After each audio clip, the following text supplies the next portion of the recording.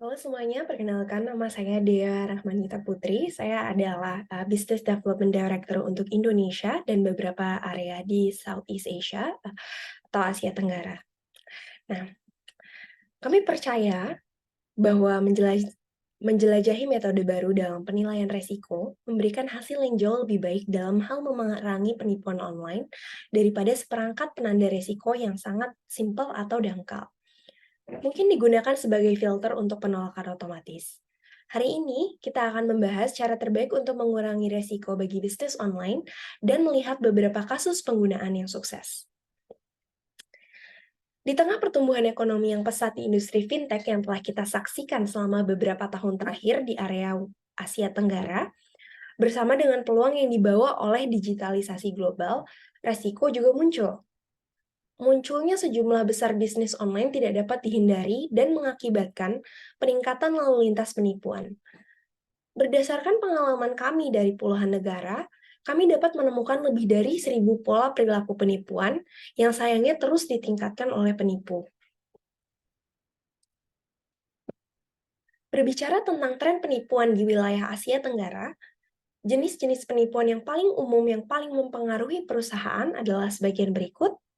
Yang pertama adalah phishing, seperti voice, SMS, dan email, merupakan subtipe dari teknik sosial. Ini adalah praktik fraud yang memberikan tekanan atau manipulasi orang untuk mengirimkan informasi atau aset ke orang yang salah.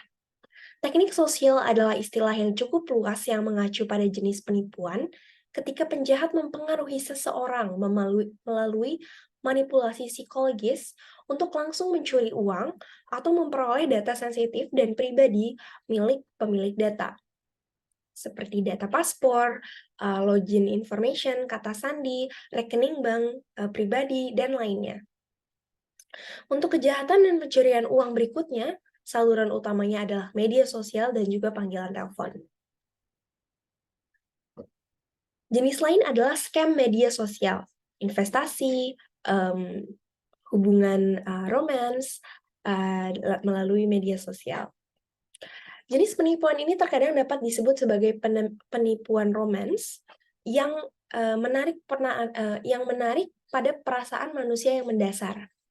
Tidak perlu dikatakan bahwa sebagian dari mereka terkena jenis penipuan ini oleh lawan jenis.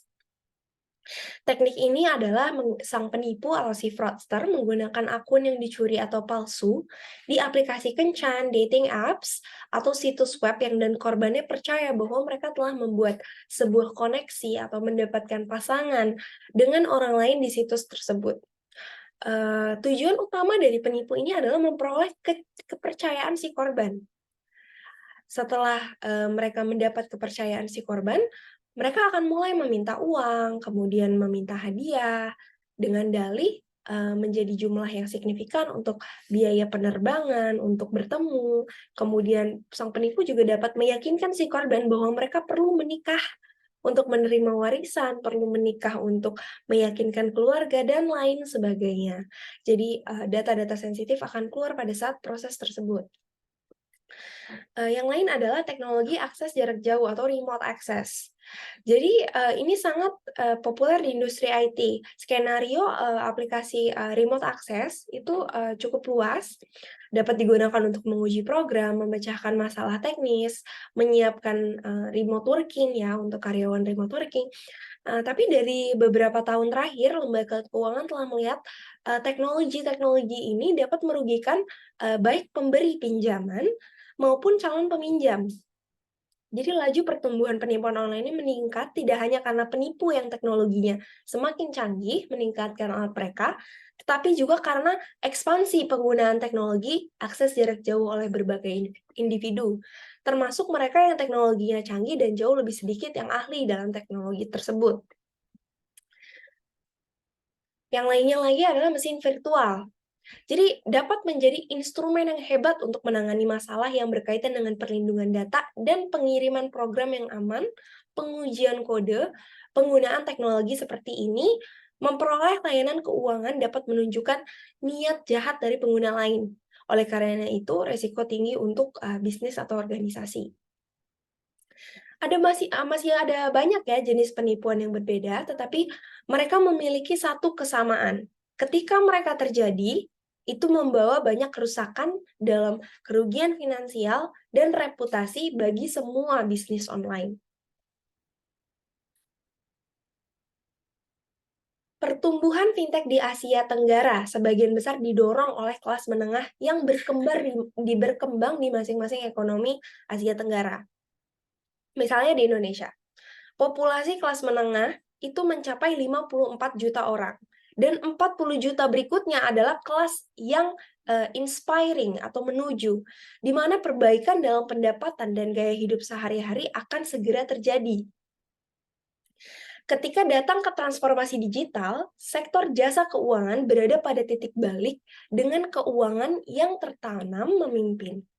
FSI yang secara signifikan berinvestasi dalam kemampuan digital selama pandemi COVID-19 sudah memiliki lebih banyak fleksibilitas untuk beradaptasi dengan tren yang sekarang mengubah sektor. Mereka yang mengambil pendekatan yang lebih hati-hati sekarang fokus dengan tajam untuk mendapatkan teknologi, data, kemampuan analitik yang akan menjadi penggerak utama masa depan untuk memodernisasi dan mendorong bisnis mereka untuk jauh lebih maju daripada sekarang. Seperti yang Anda dapat lihat, organisasi kehilangan 5 hingga 25% dari pendapatannya hanya karena penipuan di setiap tahunnya. Sementara perkembangan bisnis online akan terus berkembang dan dapat kehilangan lebih banyak. Pertumbuhan ekonomi digital yang dipercepat ini dalam wilayah akan sulit dipertahankan jika penggunanya kehilangan kepercayaan pada sistem pembayaran karena kasus penipuan. Pasar Asia Tenggara sendiri membutuhkan alat digital, AI, Artificial Intelligence, atau Machine Learning, yang kuat dan efektif untuk mencegahan penipuan dan penilaian risiko berbasis AI atau ML untuk penilaian risiko dan keputusan kredit pelanggan memenuhi semua persyaratan regulasi. Dengan perkembangan layanan online dan munculnya banyak produk keuangan di pasar, jumlah perusahaan yang siap menyediakan layanan tersebut juga meningkat secara drastis setiap tahunnya. Pemimpin industri memberikan prioritas tinggi pada parameter dan karakteristik produk, pengalaman pelanggan, memperluas basis klien, dan menjaga pelanggan yang setia.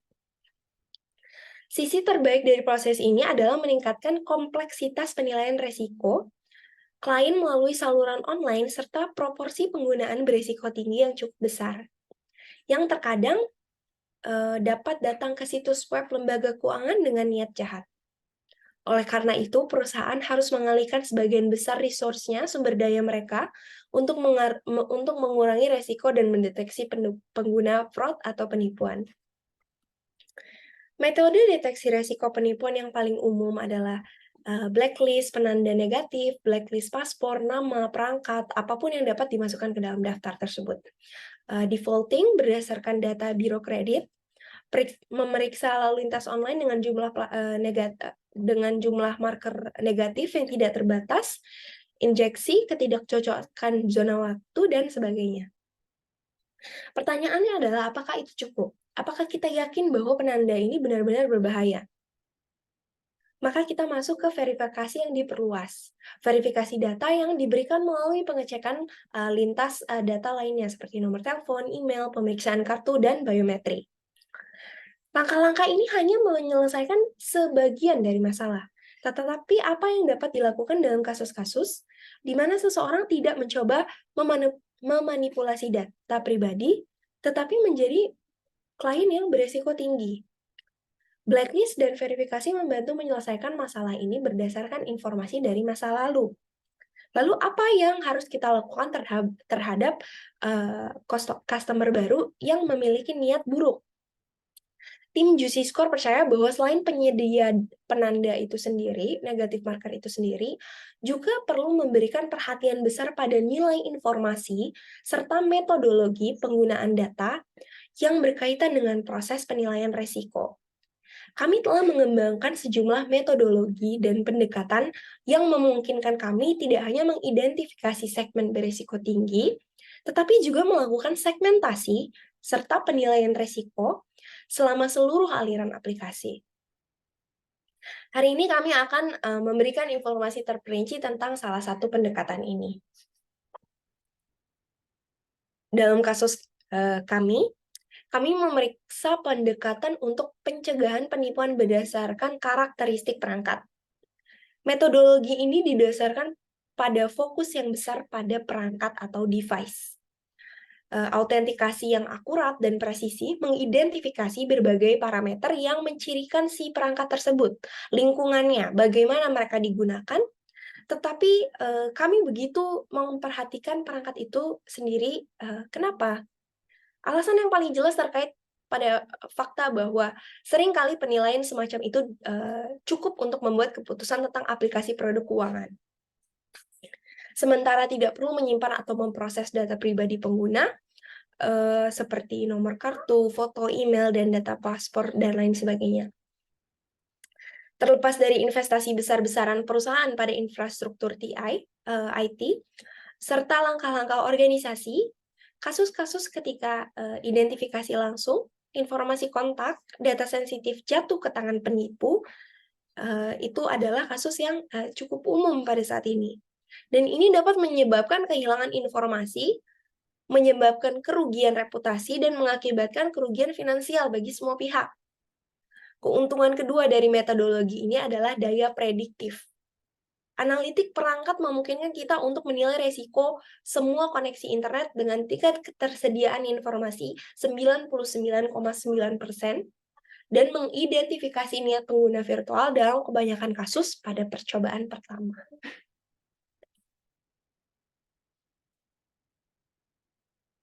Elemen pendukung teknologi ini adalah seperangkat instrumen yang memungkinkan untuk mengidentifikasi variasi yang berbeda dalam pengacak atau randomisasi, dan virtualisasi perangkat sebagai aspek distorsi dalam proses autentikasi perangkat.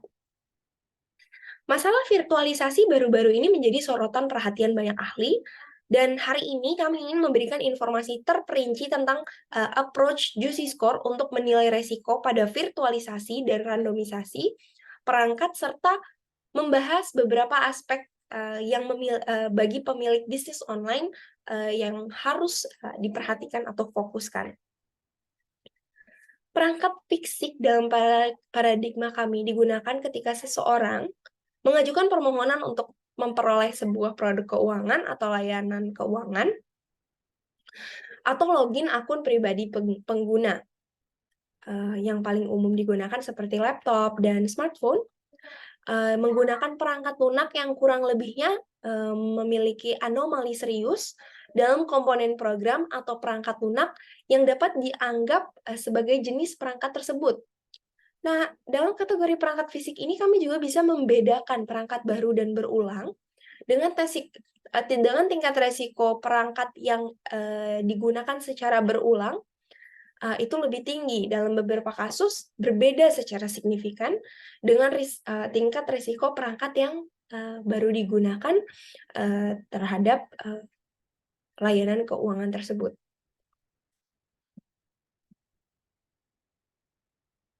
Perangkat virtual adalah mesin virtual yang diimplementasikan pada perangkat fisik yang digunakan untuk aktivitas non-tipikal dari pengguna dengan niat yang tidak diketahui.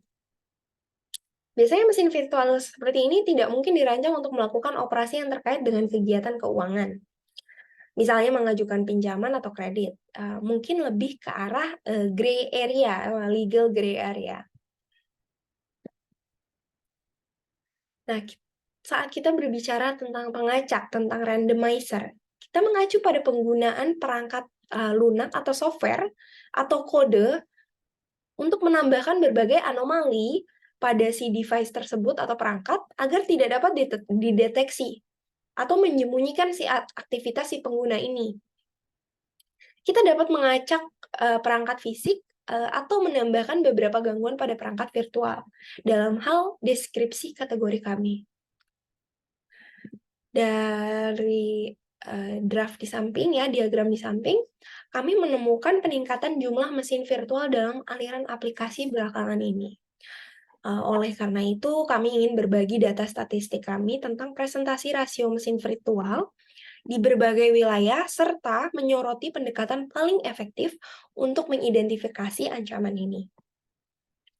Inti dari pendekatan kami dalam mencegah penipuan adalah autentikasi perangkat yang hati-hati dan akurat, dan pertimbangan berbagai parameter dari setiap perangkat, lingkungannya, penggunanya, dan lain sebagainya. Deteksi mesin virtual menjadi masalah yang sangat relevan belakangan ini, karena kami telah menemukan tingkat penggunaan perangkat virtual ini lebih tinggi di wilayah yang kami hadapi, spesifiknya di Asia Tenggara. Metode klasik untuk mengidentifikasi mesin virtual didasarkan pada analisis karakteristik sistem operasi. Tapi metode ini tidak tersedia untuk aplikasi web. Jadi dalam hal ini sejumlah solusi dan metode lain juga tersedia ya. Namun mereka juga memiliki sejumlah kekurangan, seperti kesalahan signifikan tipe 1 dan tipe 2. Anda dapat melihat cara terbaik untuk mendeteksi mesin virtual pada slide terlampir. Kami akan membagikan rekaman webinar ini dan juga slide-nya, sehingga dapat melihatnya lagi apabila terlewat sesuatu informasi penting. Secara alami dalam anti-fraud dan manajemen resiko, tidak ada pendekatan tunggal dan universal yang akan menyelesaikan semua masalah dan memberikan hasil 100%. Setiap ahli selalu dalam pencarian keseimbangannya, mencari keseimbangan antara nilai data dan pendekatan yang stabil.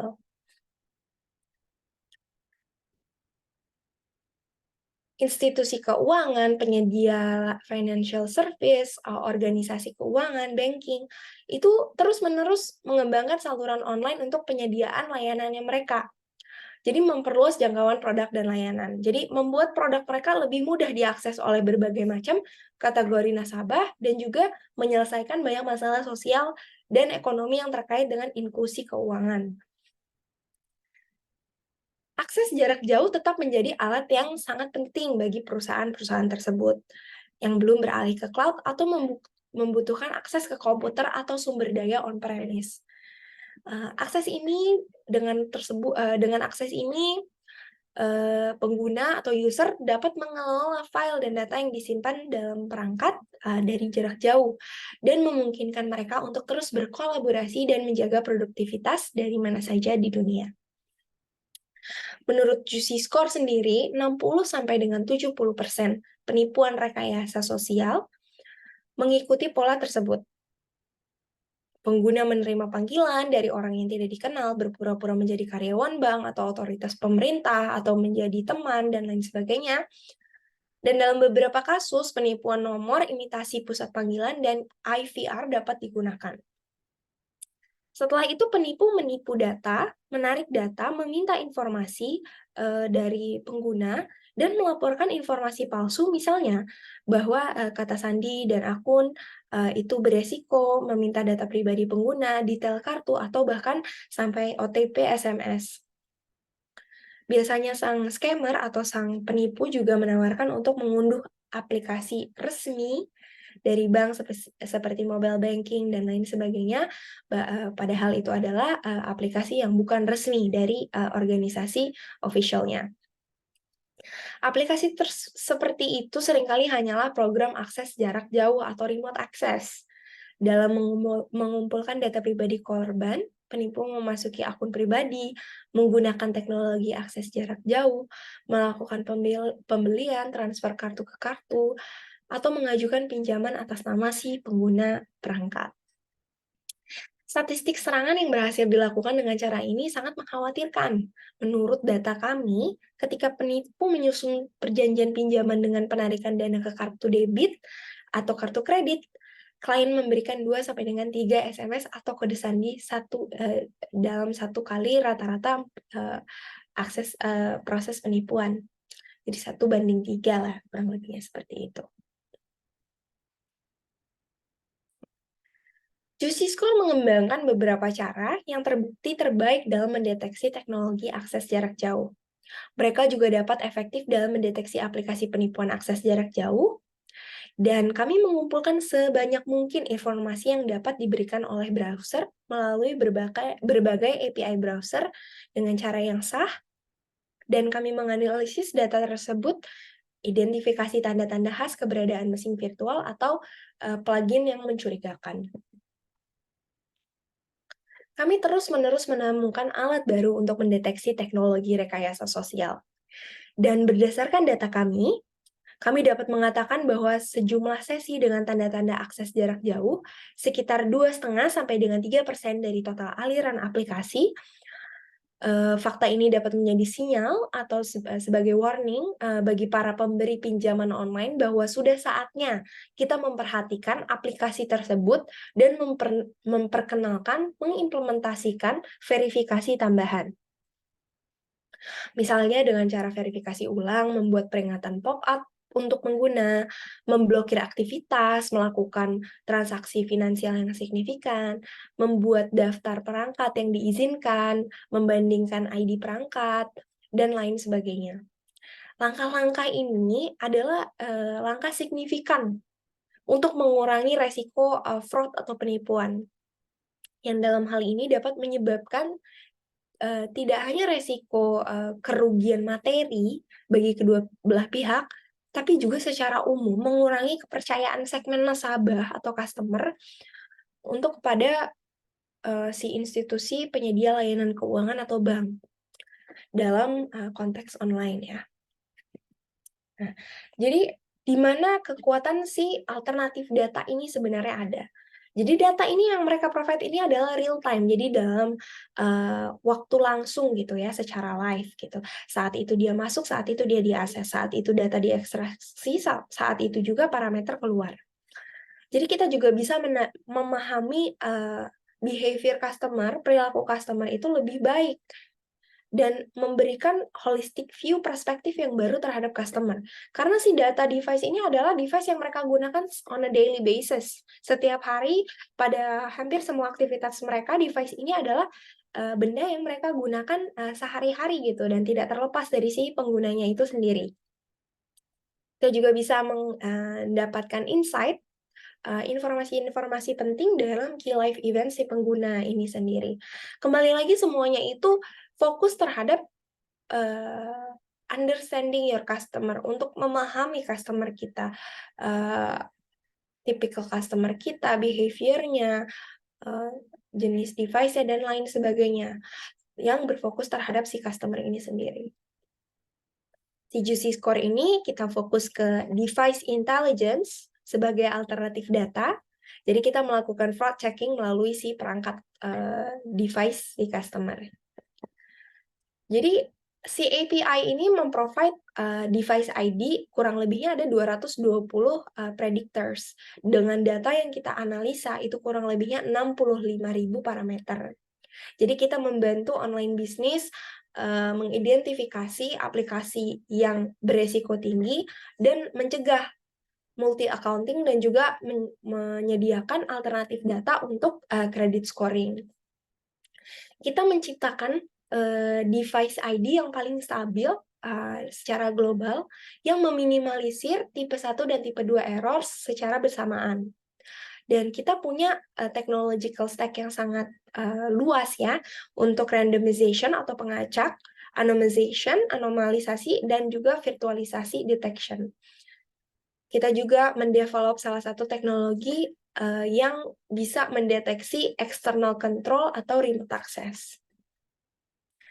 Dari prediktor-prediktor tersebut, kita berfokus terhadap 4 hal, salah satunya adalah behavior data, yaitu yang mencakup behavior atau perilaku si pengguna dari web resources-nya, dari sumber daya webnya, application credential stability-nya. Jadi aggregated index, kemudian index on user behavior, duplikasi IP, kemudian number of correction, jadi dia berapa kali dia hapus ketik, itu semuanya akan terbaca di behavior data ini. Masuk ke device data, jadi dia konsis ke parameter, karakteristik, dan anomali yang biasa digunakan untuk rule penipuan. Jadi salah satu key pointers parameternya adalah kita bisa tahu ya device manufakturnya, memorinya berapa besar, kemudian pixel device-nya, phone carrier-nya apa, dan lain sebagainya. Dan masuk ke internet connection data, dia include ke markers untuk network parameter. Jadi koneksinya itu bagaimana, karakteristiknya, anomali seperti VPN, proxy, dan berbagai macam koneksi, anomali koneksi yang biasa terjadi apabila ada kemungkinan penipuan atau kemungkinan fraud. Lanjut ke software, device software data.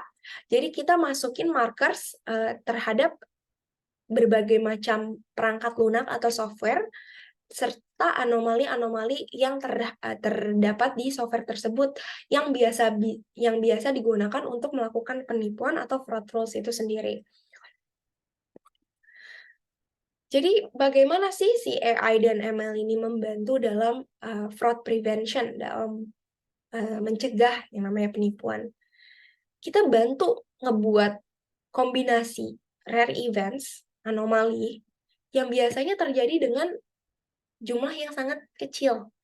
Jadi kita manage statistik significant achievement-nya, dan kita mengkombinasikan event-event kecil tersebut sehingga kita bisa mendapatkan sebuah scoring, atau kita bisa mendapatkan sebuah parameter untuk kejadian-kejadian tersebut.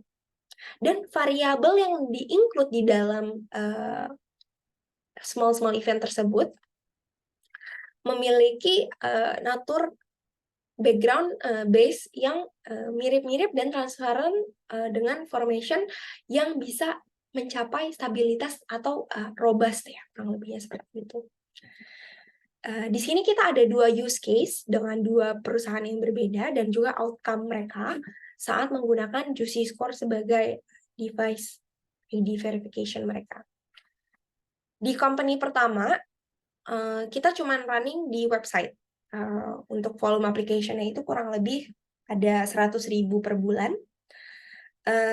Non-performing loan-nya itu cukup tinggi di loan portfolio, dan itu diamati, diobservasi secara bersama-sama dengan angka dan data yang technical yang kurang konsisten gitu ya. Jadi dilihat ada inconsistency di dalam loan portfolio si perusahaan satu ini. Key outcome-nya bagaimana? Kita mengimplementasi auto reject policy, dan itu berhasil membantu mereka ya, dan menunjukkan kurang lebihnya 5 kali return rate on ROI mereka. Dan di company 2, perusahaan kedua, kita running pilot di quarter 1 2020.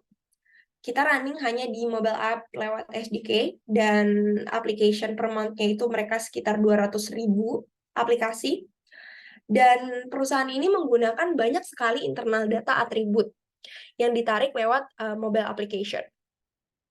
Delinquency rate-nya cukup tinggi, issued loans-nya juga sama diobservasi bersama dengan angka dan data yang teknikal dengan data teknikal yang tidak konsisten gitu. Outcome-nya bagaimana? Mereka kita implementasikan auto reject policy, dan untuk mengatasi kerugian ya, dan mereka menunjukkan bahwa ROI mereka itu kurang lebihnya bisa jadi dikalikan 5 kali gitu.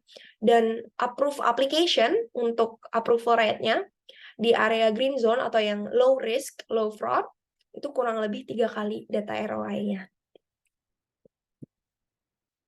Masuk ke area compliance. Juicy Score ini tidak mengambil personal information. Kita GDPR compliance, jadi semuanya itu yang kita tarik adalah data dari device-nya, metadatanya, tanpa mengganggu atau bersinggungan dengan data personal atau pribadi seperti nomor paspor, nomor KTP, nomor SIM, kontak atau SMS, bahkan foto dalam internal storage. Seperti itu. Dan by the end of the day, kenapa AI, kenapa ML? Jadi masalah utama ya dari hampir semua Chief Risk Officer, CRO, dan CIO, Chief Information Officer, bahwa semua kegiatan yang ditujukan untuk manajemen resiko itu sendiri dan anti fraud atau anti penipuan itu bersifat reaktif daripada proaktif. Jadi machine learning yang mendalam, yang lebih deep, itu membantu membuatnya menjadi reaktif untuk mencegah fraud sebelum itu tuh kejadian, daripada harus menangani konsekuensi si fraud itu sendiri. Juga ada masalah ketika kredit analis atau risk team harus memastikan bahwa kita mencakup semua data yang dibutuhkan.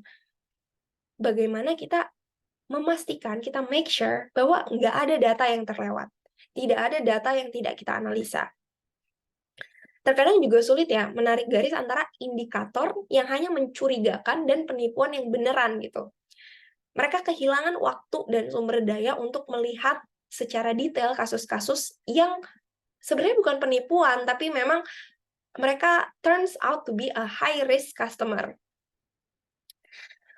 Nah, jadi untuk si GC score overall-nya sendiri, jadi kita menggunakan lebih dari 220 parameter untuk